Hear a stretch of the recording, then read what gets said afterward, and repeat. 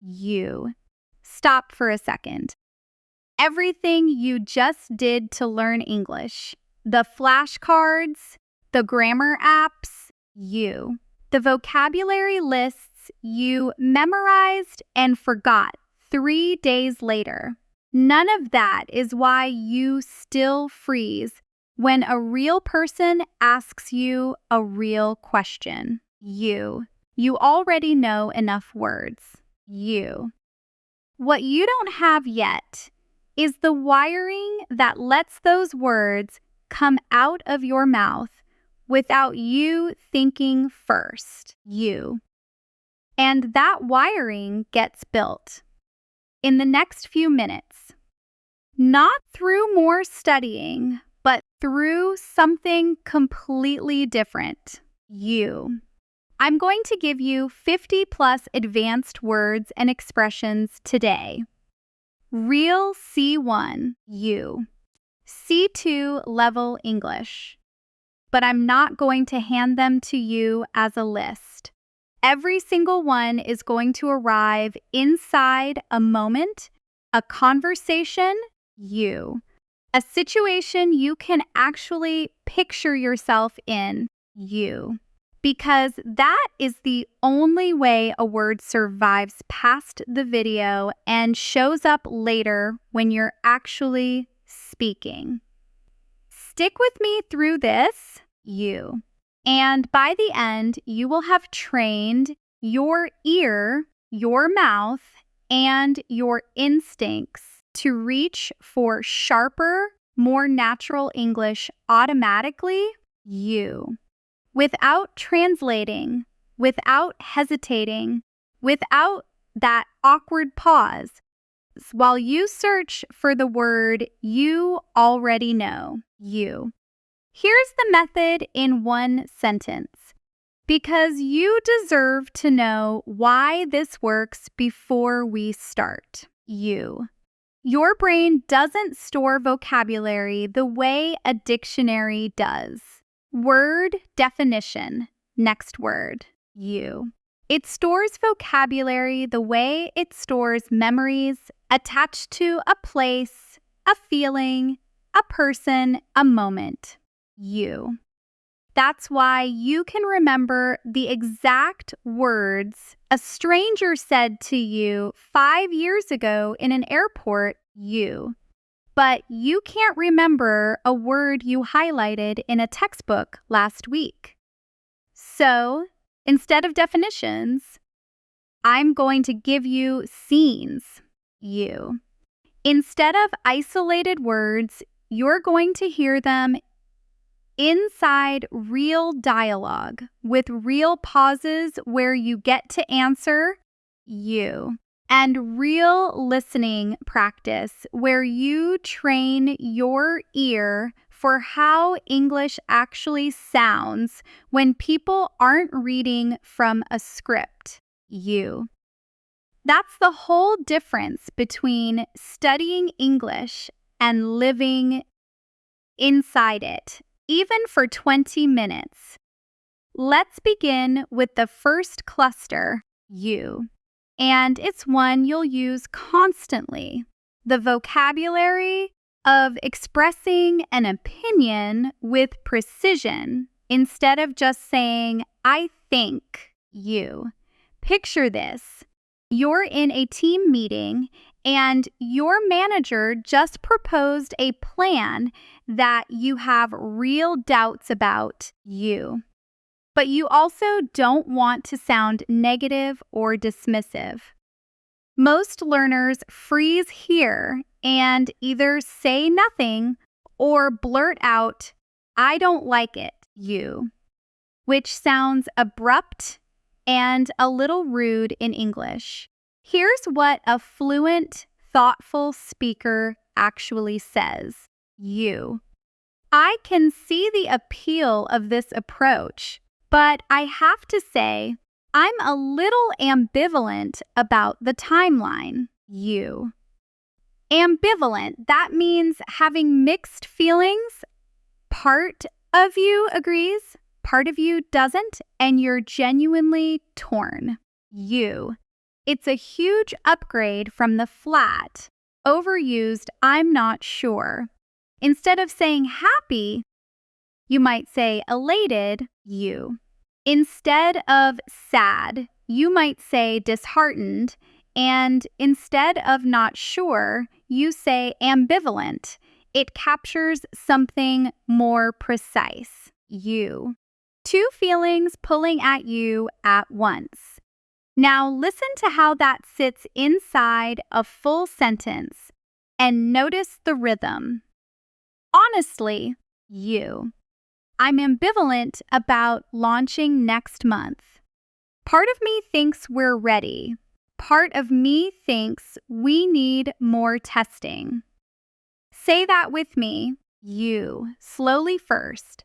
I'm ambivalent about launching next month. Now say it at natural speed, you. The way you'd actually hear it in a real meeting. I'm ambivalent about launching next month, you. Feel how the stress falls right on that middle syllable. Ambiv. That's where the word gets its punch. Next word in this cluster, you. Articulate. Not just explain, but explain something clearly and fluently, especially something complicated, you. She's incredibly articulate when she talks about the budget. She can explain the numbers so anyone understands them, you.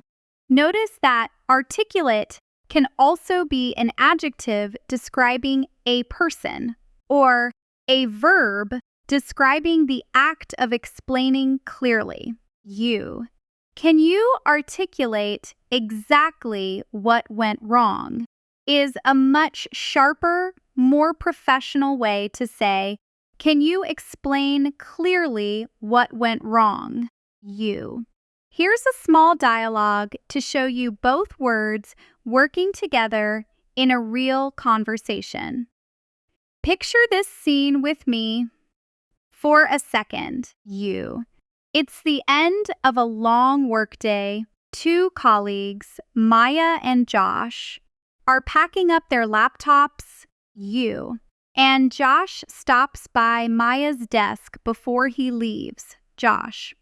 Hey, before I go, what did you think of the proposal in today's meeting? Maya, you. Honestly, I'm pretty ambivalent about it, Josh. Really? I thought you seemed on board, Maya. I am, in a way, you. I just think the timeline is way too tight, and nobody's really articulated why we need to rush it. Josh, that's fair, you. I noticed that too, actually. Maya, right? If someone could just explain, really articulate, the reason for the deadline, you, I'd feel a lot better about it. Now, here's where I want you to do something different. I'm going to read Josh's lines again, you. And this time, when it's Maya's turn, I want you to pause the video and answer as Maya yourself, in your own words, you, using either ambivalent or articulate. Don't worry about getting it perfect, just try. Josh, hey, you. Before I go, what did you think of the proposal in today's meeting? Pause here. Answer as Maya, using ambivalent or articulate. You. Good. Here's one natural way a fluent speaker might respond. Honestly, you. I'm a bit ambivalent. I don't think anyone really articulated why the deadline is so tight, you. If your answer was close to that in structure, you're exactly on track. To two more words to close this cluster, you. Cogent. A cogent argument is one that's clear, logical, and convincing. It's what you want your own explanations to be. You. He made a cogent case for why we should delay the launch. And candid, being honest and direct, sometimes even a little blunt, you. But in a good way. Can I be candid with you for a second?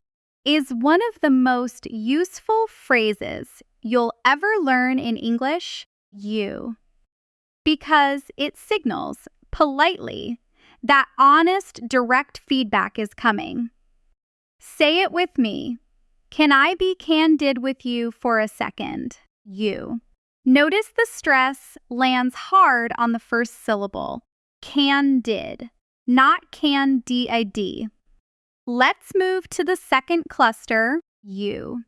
And this one is about something every English learner eventually needs. The vocabulary of emotional intelligence, you. The words fluent speakers use to talk about feelings with real nuance instead of just good or bad. Imagine this scene, you. A friend of yours just went through a difficult breakup, and she's telling you about it over coffee. You. You want to respond in a way that shows real understanding, not just sympathy from a distance. You. I can really empathize with what you're going through. I went through something similar a couple of years ago. You. Empathize is different from sympathize. Sympathize means you feel sorry for someone. You. Empathize means you actually understand and share the feeling because you've been there yourself, you, or because you can genuinely imagine yourself in that position. It's a deeper, warmer word, you. And native speakers reach for it constantly in emotional conversations. Next, resonate. When something resonates with you, it connects deeply. It matches something true inside you. Everything you just said really resonates with me, you. You'll hear this word everywhere.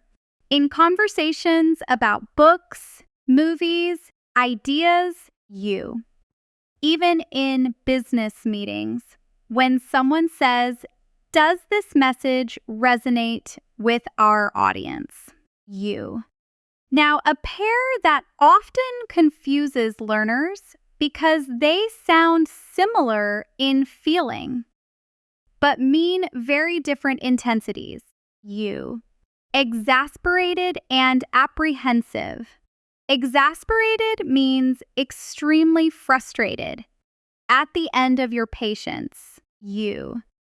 I was so exasperated with the customer service line, I almost hung up. You. Apprehensive means nervous or worried about something that hasn't happened yet. I'm a little apprehensive about the interview tomorrow, you. One is frustration about now. The other is worry about the future. Keep that distinction and you'll never mix them up again, you. Let's put 4 of these words into one real extended conversation, you, because emotional vocabulary only truly sticks when you hear it flow naturally between two people. Picture the scene. It's evening, you. 2 close friends, Elena and Sam, sitting on a couch, and Elena has just come home from a stressful day. Elena. Ugh, you. Today was a nightmare. I was so exasperated by the end of it. I almost cried in the parking lot. Sam. Oh no, What happened? Elena, you. My manager kept changing the deadline over and over. You. And I'm apprehensive about tomorrow too, because I still don't think the project is ready. Sam, you. I really empathize. I had a week exactly like that last month. It's exhausting, Alina? Yeah. Honestly, you. Hearing you say that resonates with me. At least I know I'm not the only one who's been through this, Sam. You're definitely not, you. Do you want me to look over the project with you tonight just to ease some of that apprehension? Elena, you. That would actually help so much. Now your turn again. I'm going to give you Sam's first 2 lines, and I want you to respond as Elena, you, in your own English, describing a moment when you felt exasperated or apprehensive about something real in your life. Sam. Oh no, you.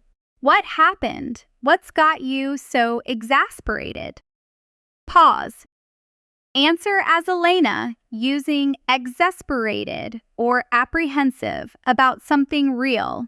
You. Nice work if you tried that.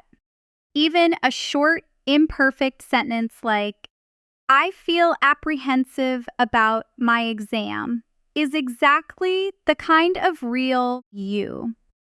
Functional English, this method, is built to produce. You're not aiming for a perfect essay in your head, you. You're aiming for a real sentence that comes out of your mouth in the moment. And that's a completely different skill, you.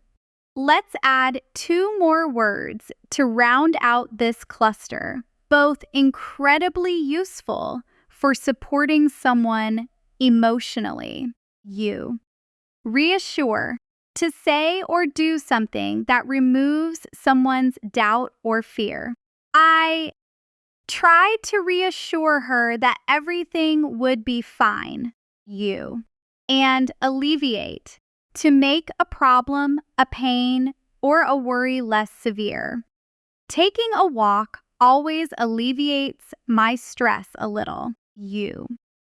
These 2 words pair beautifully together in real conversation. I couldn't completely alleviate his worry, you, but I did my best to reassure him. Before we move to the next cluster, let's slow things down and work on listening, you, because vocabulary is only half the picture. The other half is training your ear to catch these words at natural, fast, connected speed, you. The way people actually talk, not the slow, careful way textbooks present them. Here's something most courses never teach you directly, you. Native English speakers don't pronounce words separately. They blend them together, drop sounds, you, and speed through unstressed words so the stressed, meaningful words stand out. This is called connected speech, you. And once you understand the pattern, your listening comprehension jumps dramatically, almost overnight. You. Listen to this sentence slowly first. What do you think about it? Now listen to how a real, relaxed speaker actually says it, you. Wadaya, think about it. The words what and do and you blur together into one quick sound, Wadaya, you, because none of those words carry the important meaning. The important word is think. So that's the one that gets the clear stress. You. Try another one. Slow. I am going to call you later. Fast, natural. I'm gonna call you later. You. Notice going to collapses into gonna. This happens so consistently in casual English that if you're listening for going to as two separate you, clear words, you will miss it every single time in real conversation. One more, you. And this is a small but powerful shift in how you understand questions and statements. In English, you. A rising pitch at the end of a sentence usually signals a real question, uncertainty, or an invitation to respond, you, while a falling pitch signals a statement, a fact, something settled. Listen to the difference. You're coming to the meeting, you. Falling pitch, that's a statement, almost an assumption. Now, you're coming to the meeting? Rising pitch at the very end, you. And suddenly, it's a real question, maybe even a little surprised. Same exact words, completely different meaning, you. And the only thing that changed was the melody of your voice. Train your ear for that rise and fall, you. And you will understand tone and intention far faster than you understand individual words, you. Good work sticking with me this far. You've already covered 12 real C1, C2 expressions and trained your ear on 2 core listening patterns, you, and we've barely started. Let's keep building. Third cluster. The vocabulary of professional, you. Workplace communication. The words that make you sound composed, competent, and easy to work with, even in a difficult conversation, you. Picture yourself in a meeting where someone keeps going off topic, telling long stories that have nothing to do with the agenda. You. You need a polite, natural way to bring the conversation back on track without sounding rude. Sorry to interrupt, you. But I think we're starting to digress a little. Can we get back to the budget question, you? Digress means to wander away from the main topic. It's such a useful you. Gentle word because it lets you redirect a conversation without ever sounding harsh. Next, concise, you. Being concise means giving information clearly and briefly, without unnecessary words. Could you give me a more concise summary? You. I only have 5 minutes.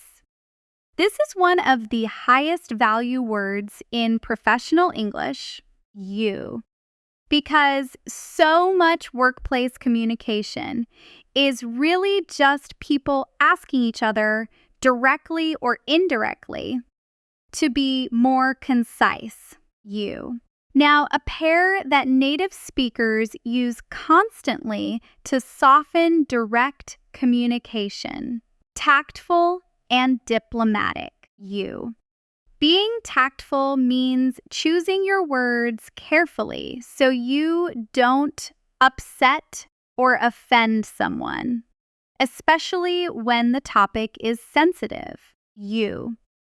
Being diplomatic is similar, but leans more toward handling disagreements and conflicts smoothly, finding a solution everyone can accept, you.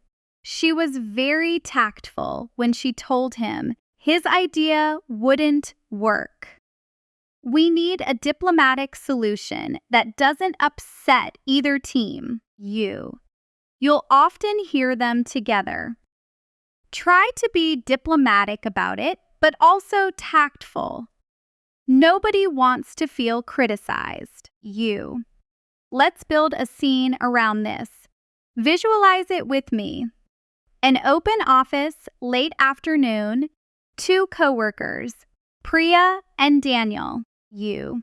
And Daniel has just been asked to give feedback on a presentation his colleague worked on for 2 weeks.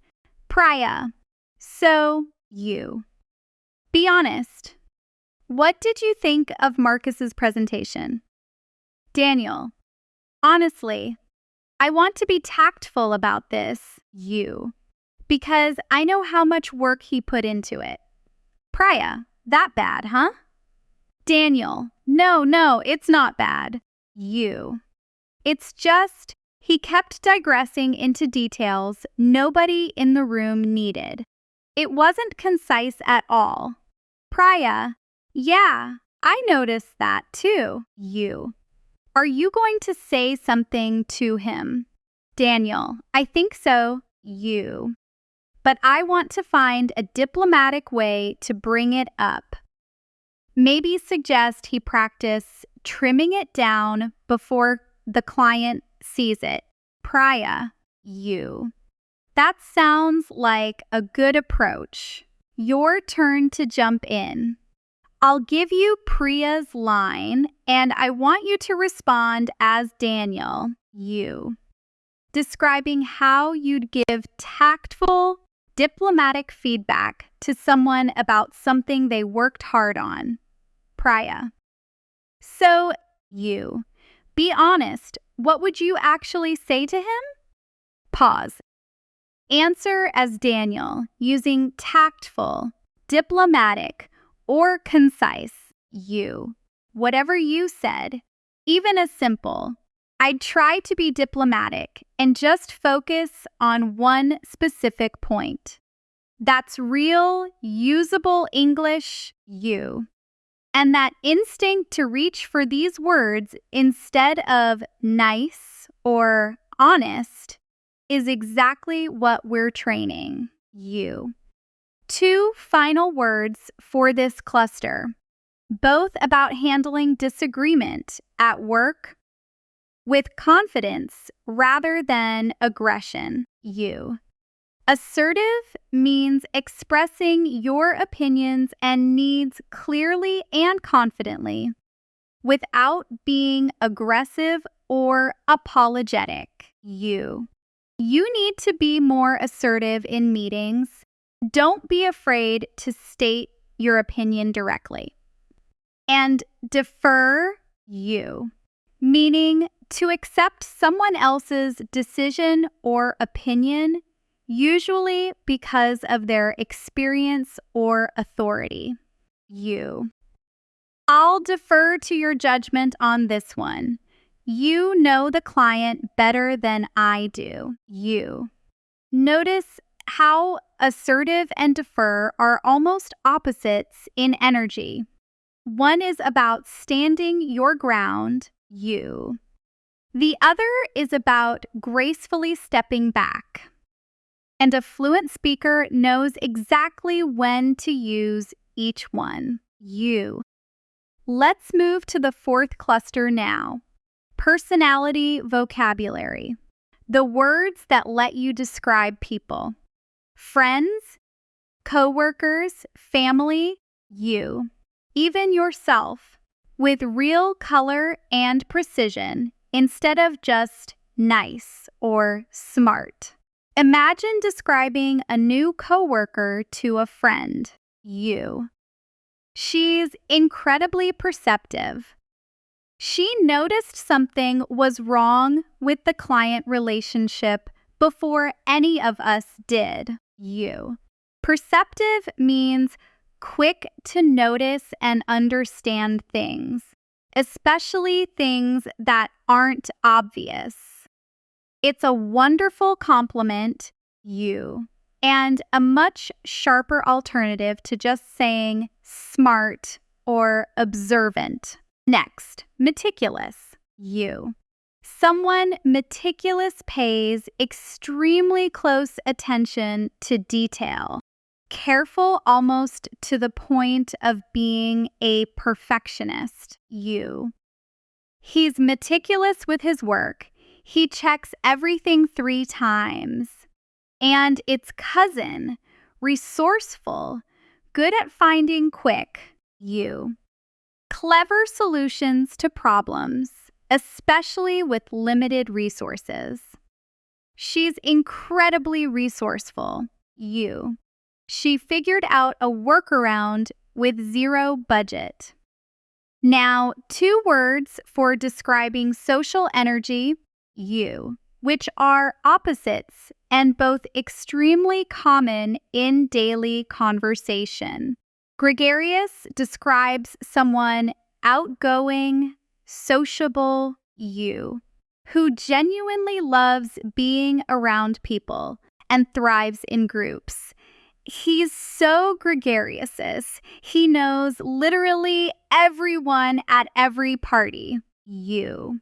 Reserved describes someone quiet, more private, who doesn't share feelings or opinions openly, you, especially with people they don't know well.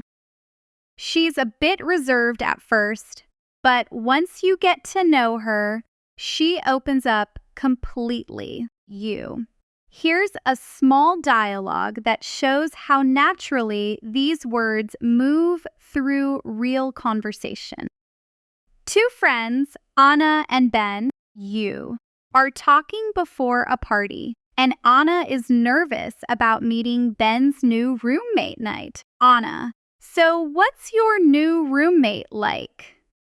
Ben: honestly, you. Pretty gregarious. He'll probably introduce himself to everyone within the first 10 minutes. Anna: oh, that's a relief, you. I get nervous meeting new people. Ben: you'll be fine. And don't worry, I know you're a little more reserved, you, but he's very easy to talk to. Anna: good. Because I'm definitely more of a listener than a talker at parties. Ben: you. That's fine too. You're actually really perceptive. You notice things about people that I completely miss. Anna: you. I guess we balance each other out. 2 final words for this cluster. Unassuming, describing someone modest, you, who doesn't show off or draw attention to their own achievements, even when they deserve to. He's incredibly talented but so unassuming, you. You'd never know from talking to him. And tenacious, you. Describing someone who holds on firmly to a goal or a belief and refuses to give up, even when things get difficult, you. She's tenacious. She rewrote that proposal 5 times until it was perfect, you. You've now covered 20 real C1, C2 words across 4 clusters, and you're already halfway through the vocabulary for this session, you. Before we continue into persuasion, argument, and everyday connectors, take a breath with me for just a moment, you. Close your eyes if you're not driving, or just soften your focus for 10 seconds, you. You don't need to do anything right now, except notice how much of this is already sitting in your mind. Ambivalent, articulate, you. Resonate, tactful, gregarious. These words are no longer new to you. They have a place now, attached to Josh and Maya, to Elena and Sam, you, to Priya and Daniel, to Anna and Ben. That's exactly how permanent vocabulary gets built. Not through repetition alone, but through story, you. We're going to continue in a moment with the fifth cluster, the vocabulary of persuasion and argument, followed by everyday connectors, you, social and travel vocabulary, and modern technology vocabulary, along with more shadowing practice, more phonetics, you, a full sensory self-practice exercise, and a final fluency round that ties every single word from this video together into one fast you. Energizing review. Let's pick up exactly where we left off. Fifth cluster, the vocabulary of persuasion and argument, you. The words fluent speakers reach for when they need to convince someone, push back on an idea, you, or handle a disagreement with real intellectual confidence. Picture this, you. You're in a debate with a friend about whether remote work is actually more productive than working in an office. You have a strong point to make, and you want to present it in a way that sounds thought out, not just stubborn. You. I think that's a compelling argument, but I'd push back on one part of it. Compelling means powerfully convincing, you. So interesting or persuasive that it demands attention, you. That's a compelling point, is one of the most useful phrases you can own in English, you. Because it lets you acknowledge someone's idea with real respect before you disagree with it. Next, substantiate, you. To substantiate a claim means to provide evidence or proof that supports it. Can you substantiate that with any actual data? You. This word instantly makes you sound sharp and analytical, and it's the perfect, polite way to ask someone to back up what they're saying. You. Its opposite in spirit is refute, to prove that a statement or argument is wrong, usually with clear evidence or logic. You. The new study completely refutes what we assumed last year. And a softer move in an argument, concede, to admit, often reluctantly, you, that a point the other person made is actually true or valid. Okay, I'll concede that point. You're right about the commute time, you. Let's build a real scene around all four. Visualize this with me. It's a Sunday afternoon. Two friends, Rachel and Tom, you, are having a friendly but genuinely engaged debate at a kitchen table. Coffee cups between them. Tom, you. I still think open offices are better for collaboration. Rachel. I hear you, you, but I'd push back on that.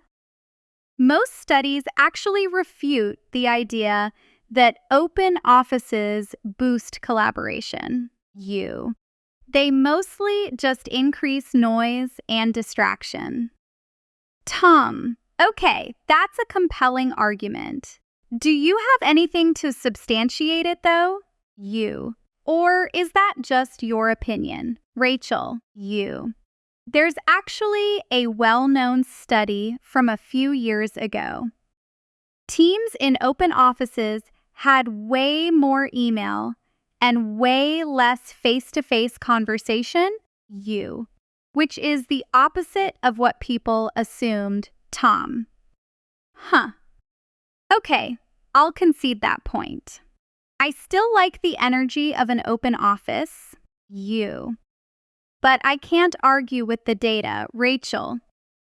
See, that's all I wanted. I'm not saying you're wrong to like it. You. I just wanted you to substantiate the "it's more productive" claim. Now it's your moment again. I'll give you Tom's opening line, you, and I want you to respond as Rachel, disagreeing with him using at least one of these 4 words: compelling, substantiate, refute, you, or concede, Tom. I really think in-person meetings get so much more done than video calls. Pause. Respond as Rachel, you. Pushing back using one of the 4 words. However you answered, even something as simple as, I'd push back on that, you. Can you substantiate it?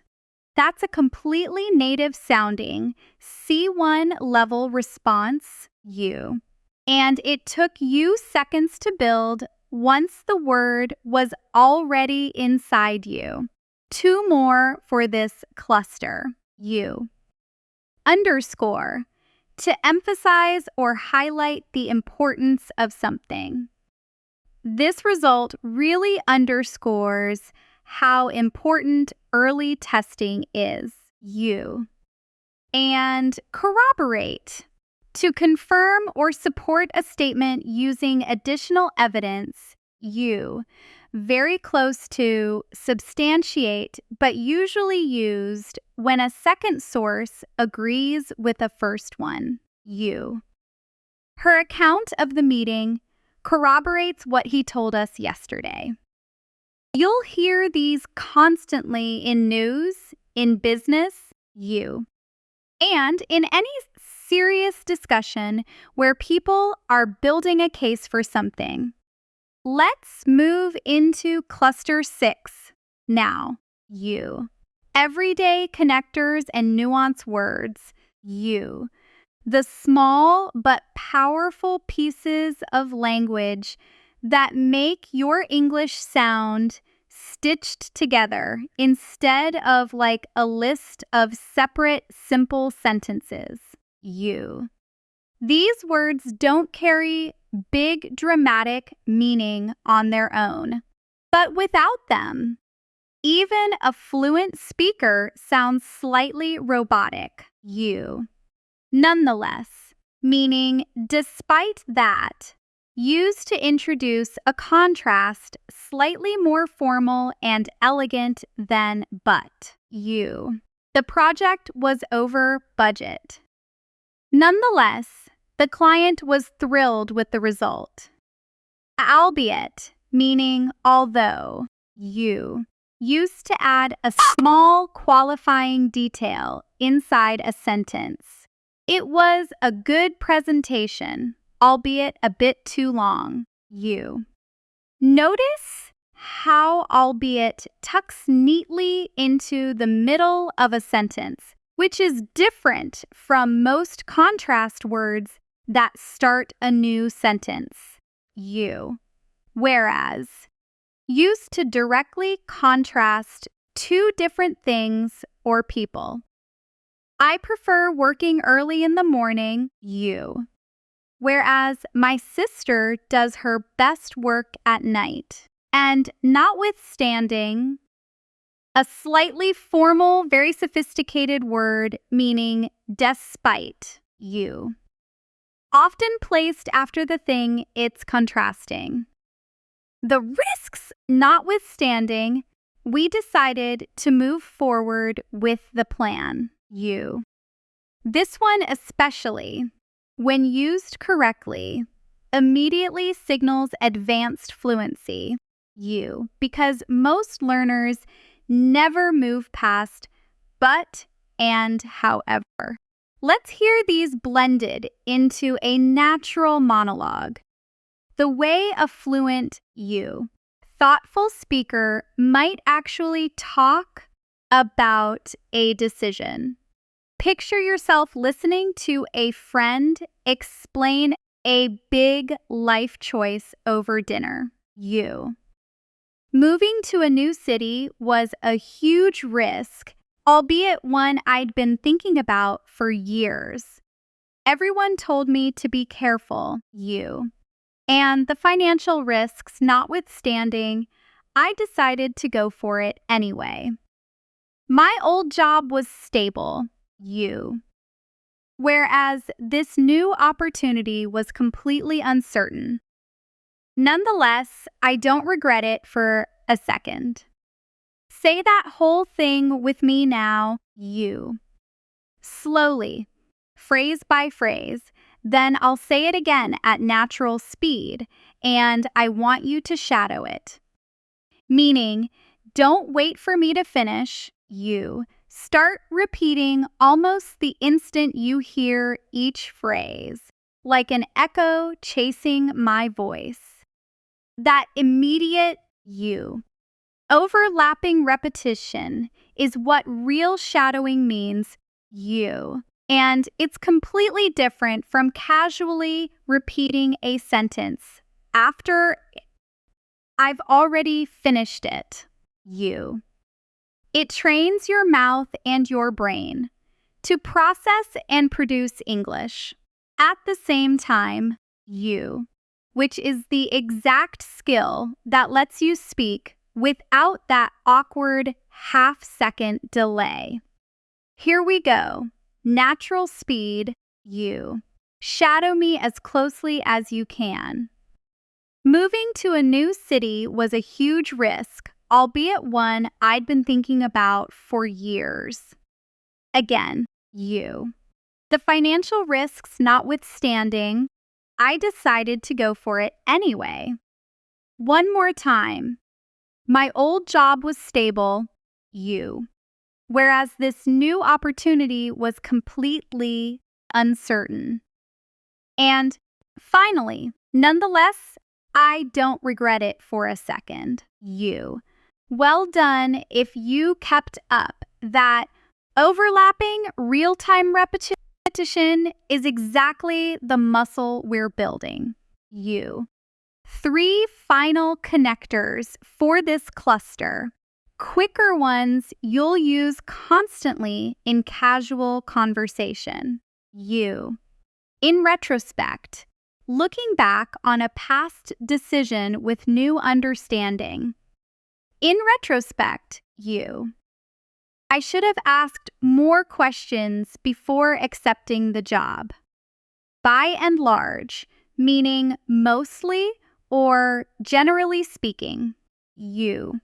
Used to summarize an overall impression.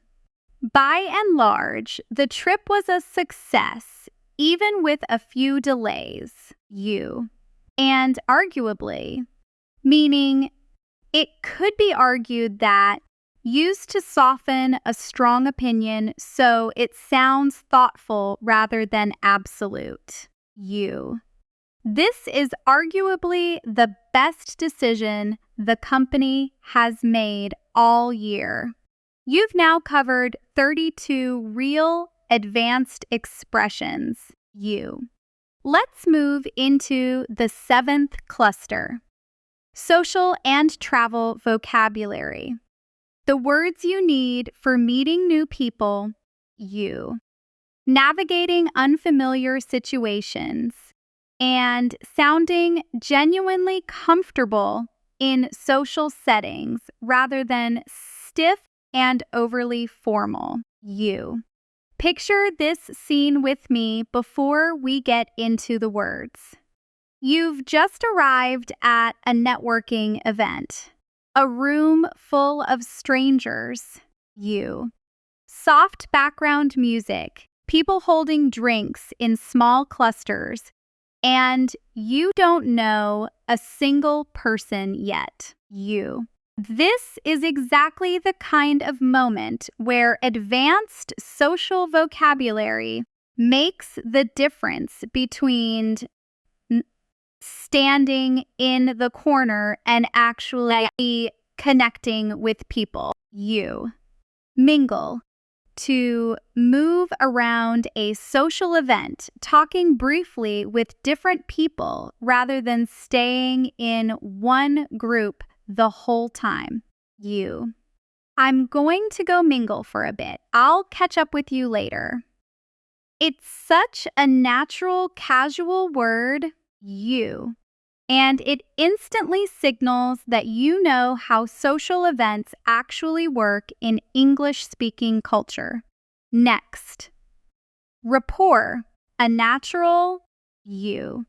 Friendly connection and understanding between two people, especially when it feels easy and comfortable.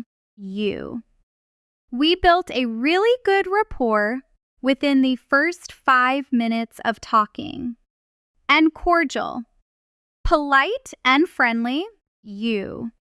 But in a slightly more formal, professional way, often used for relationships that aren't deeply close but are pleasant, you.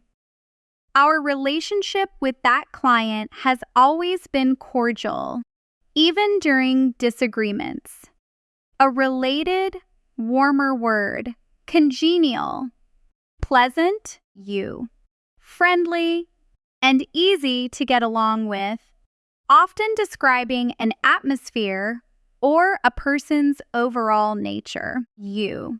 It was a surprisingly congenial conversation, considering we disagreed on almost everything. And acquaintance, someone you know, you. But not closely, somewhere between a stranger and a friend. He's not really a close friend, more of an acquaintance from university, you. Let's put these into a scene. Visualize it, that same networking event, and two people, Kevin and Lily, you, meet for the first time near the drinks table. Kevin, hi, I don't think we've met. I'm Kevin. Lily. Lily, nice to meet you. You. Are you enjoying the event so far? Kevin, honestly, I was a bit nervous to mingle, but everyone's been really congenial so far. Lily, you. I know exactly what you mean. I actually ran into an old acquaintance from a previous job, so that helped break the ice for me. Kevin, you. That's lucky. I think we've built decent rapport just in the last 2 minutes, so I'll count that as a win, Lily. Ha! Agreed. You. Much better than standing alone by the snacks.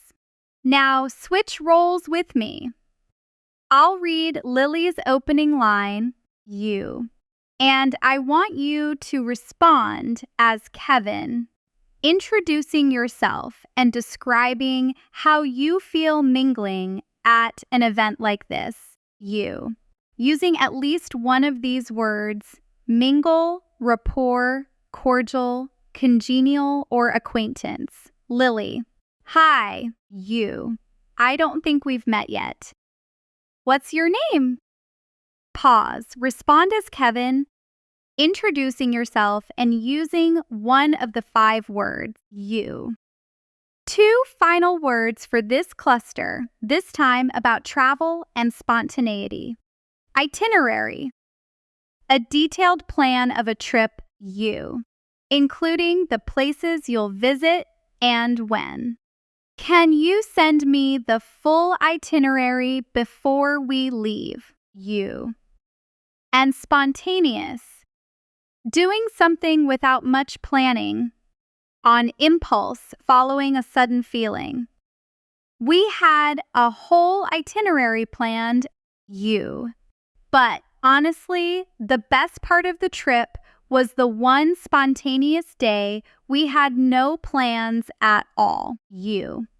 Let's move now into the 8th and final vocabulary cluster, modern technology and everyday efficiency. You. Words you'll hear constantly at work, in apps, in conversations about phones, software, and daily convenience. You. Streamline. To make a process simpler and more efficient by removing unnecessary steps. We streamlined the whole onboarding process. You. It used to take a week. Now it takes a day. Leverage. To use something you already have to your advantage. You. To get maximum benefit from it. We should leverage our existing customer data instead of starting from scratch. Glitch. A small usually temporary problem or malfunction, especially in software or a device. The app had a glitch this morning, but it's fixed now. And it's opposite in spirit. Seamless. Describing something that works so smoothly, so perfectly connected. That you don't notice any breaks or problems at all. The transition to the new system was completely seamless. Nobody even noticed. Two more. Intuitive. Describing something so easy and natural to use that you don't need instructions. You just understand it instinctively. The new interface is really intuitive. I figured it out in about 30 seconds. And cutting edge, describing the most modern, advanced, newest kind of technology available. They're using some genuinely cutting edge software for that. Final 2 words to close out our full list. Obsolete.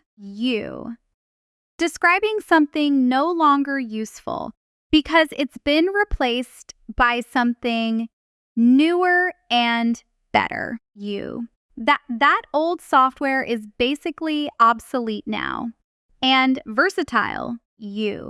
Describing something or someone able to adapt easily to many different uses or situations. She's incredibly versatile. She can handle design, writing, and strategy equally well. Let's hear a short, natural monologue putting several of these together. The kind of thing you might actually hear a colleague say during a casual conversation at work. Honestly, our old system was basically obsolete. It wasn't versatile enough for what we needed anymore. So we decided to streamline the whole workflow and leverage some newer, more cutting-edge tools. There were a few glitches at first, sure, but now it's seamless, and everyone says the new interface is way more intuitive than the old one. Now, before we move into the final part of this session, let's talk directly about a listening skill that will change how comfortable you feel in real conversations more than almost anything else. More than almost anything else. Understanding the gist, the main idea. When someone is speaking too fast for you to catch every single word. Here's the truth that most courses never tell you clearly enough. Even advanced English learners, even people who've studied for years, do not catch 100% of every fast native conversation. Native speakers don't either, honestly. especially in noisy environments or unfamiliar accents. The skill you actually need isn't perfect word-by-word comprehension. It's the ability to catch the overall meaning, the key words, the tone, and respond naturally, even when a few words slipped past you. Here's how that works in practice. When someone speaks quickly and you catch maybe 70% of it, instead of freezing or asking them to repeat everything, you use small natural acknowledgement phrases that keep the conversation moving while your brain catches up. I see. That makes sense. Right. Right. Oh, interesting. These phrases buy you time, show you're engaged, And this is the important part. Often the next thing the person says will clarify or repeat what you missed anyway. Because that's how natural conversation flows. Let's practice this directly. I'm going to say a fast, natural sentence, the way someone might actually say it in real life without slowing down for you. And I want you to focus only on catching the main idea, not every word. Yeah. So basically, the whole meeting got pushed back because Dave's flight got delayed, So we're probably not going to start till like 2-ish now instead of 11, Don't worry if you didn't catch basically or ish clearly. The main idea is simple, The meeting is delayed until around 2 o'clock because of a flight delay. If you caught that much, you caught exactly what you needed to keep the conversation going, and a natural response would simply be, "Oh, that makes sense." I'll adjust my schedule then. Now, let's connect all of this to a sensory self-practice exercise. One of the most powerful tools for making vocabulary permanent, because it forces you to actively produce English about your real immediate surroundings, using exactly the words we just built together. Here's how it works, and I want you to actually try this, right now, out loud if you can, using your real environment. Look around you for a second. Notice one object, one sound, one feeling, Then describe it using today's vocabulary. I'll model it first with my own surroundings. Then it's your turn. There's a lamp beside me, casting a warm, seamless kind of light across the room. I can hear a faint sound outside, maybe traffic, and honestly, I feel pretty composed right now, focused. If I had to describe my mood, I'd say I'm cautiously optimistic, a little apprehensive about tomorrow, but by and large, feeling good. Now you. Pause the video for 30 seconds and describe your own real surroundings and your real mood right now, out loud, using at least 2 words from today.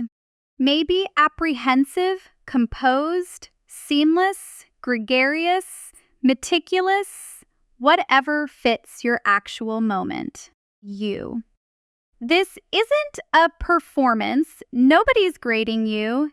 It's simply the fastest way to convert a word you learned into a word you own. You. That single habit, describing your real environment in English for even 60 seconds a day. You. Does more for permanent fluency than an hour of passive studying because it forces retrieval. You. Not recognition. Actively pulling a word out of your memory instead of just recognizing it when you see it. You. We're almost at the fluency round now, where we're going to move fast, no pauses, no explanations. You.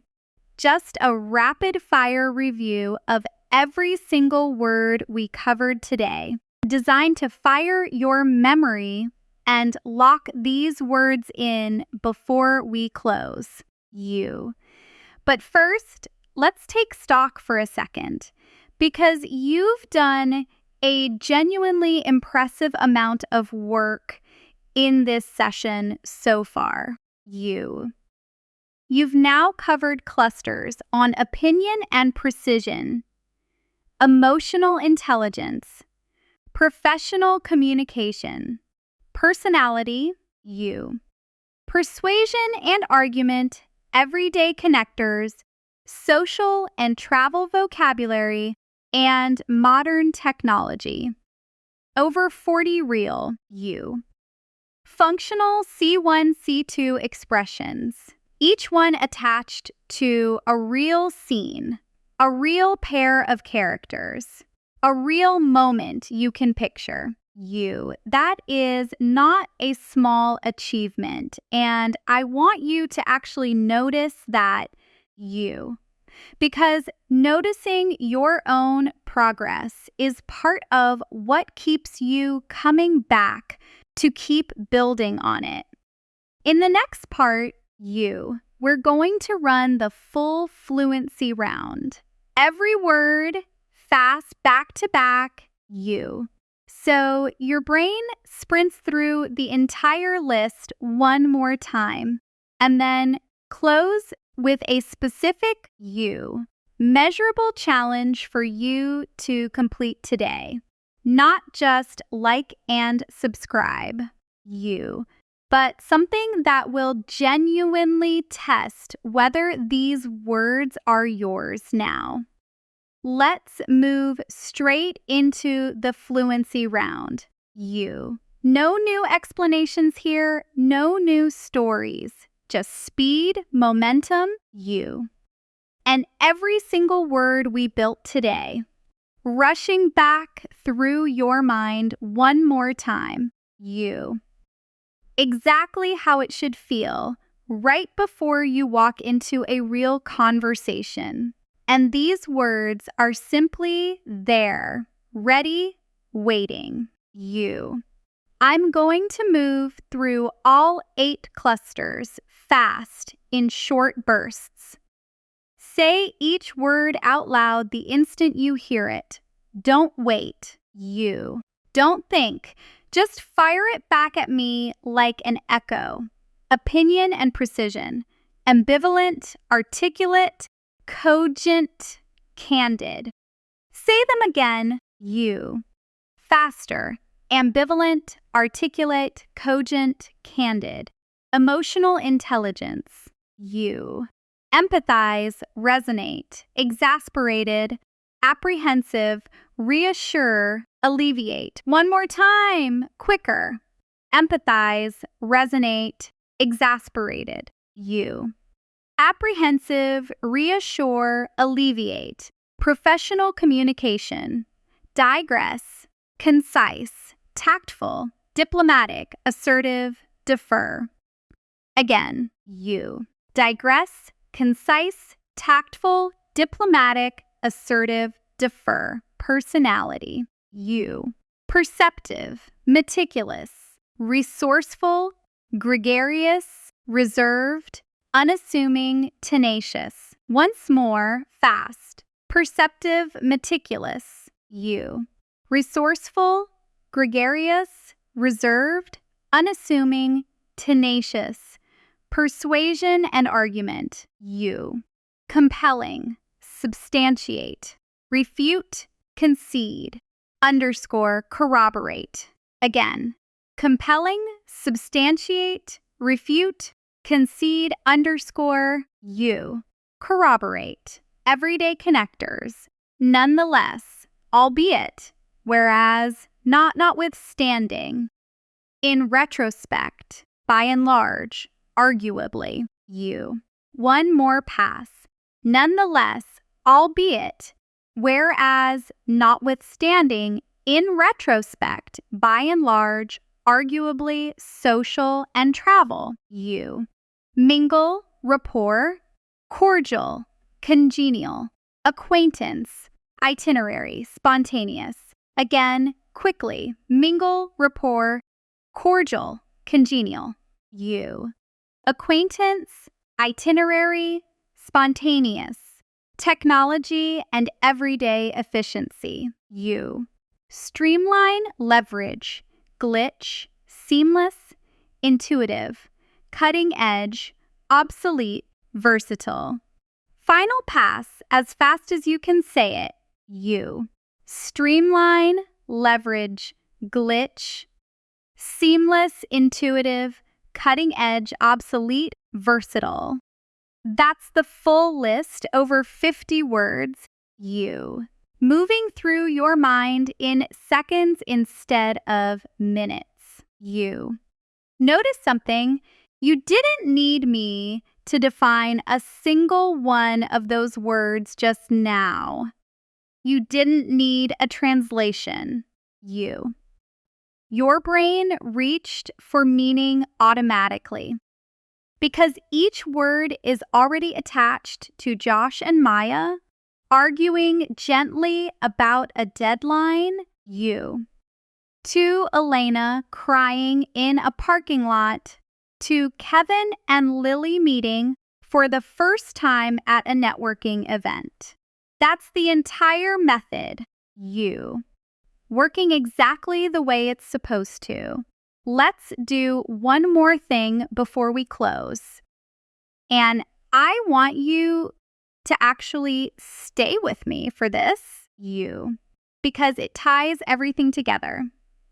I'm going to give you a single continuous scenario, you, and I want you to notice how naturally advanced vocabulary flows once it's truly yours, not recited from a list, you, but woven into real thought, the way a fluent speaker actually talks without ever consciously reaching for the right word, you. Picture this. It's the end of a long week, and someone is telling a friend honestly and openly how their week went. Okay, so you. This week was genuinely a lot. Monday's meeting was honestly exasperating. My manager kept digressing, you. And by the time we finally got back on topic, I was ready to leave. But I tried to stay diplomatic about it. And in retrospect, you. I think that was the right call because getting frustrated wouldn't have made anything more concise. You. Tuesday was actually really good though. I met someone new at a work event and we built this instant rapport, you. It was honestly one of the more congenial conversations I've had in months. Very unassuming person, but incredibly perceptive, you. Picked up on things about the project I hadn't even mentioned yet. Wednesday, I had to give some feedback to a coworker, you. And I tried to be tactful, but also candid because sugarcoating it wouldn't have helped him at all. By Thursday, you. I was genuinely apprehensive about the client call, but it ended up being seamless, way smoother than I expected. And honestly, our whole approach felt pretty compelling by the end. And today, looking back at the whole week, by and large, I'd say it was a win, albeit an exhausting one. Listen to that one more time if you can, and notice you probably understood almost every word instantly. Without a single pause, without translating anything in your head. That is exactly what fluency feels like from the inside. Not the absence of difficulty, but the presence of instant automatic understanding, even when the content is genuinely advanced. Now, here is your challenge. And I want you to actually do this, not just nod along and close the video. Comment below with one real sentence about your actual day this week, your real life, using at least one word from today. It doesn't need to be perfect. It doesn't need to be long. Honestly, My week was pretty exasperating, but I stayed tactful about it is more than enough. That single sentence typed out chosen deliberately, retrieved from memory instead of copied from a script, does more for your permanent vocabulary than rewatching this entire video passively 3 more times. Writing forces your brain to actually reach for the word, and that act of reaching is what builds the connection that lasts. If today's session genuinely helped you notice the gap between the English you study and the English you actually speak, that gap closes a little more every single time you show up here. Every single day, one real conversation at a time. You already have the words now. The only thing left is using them.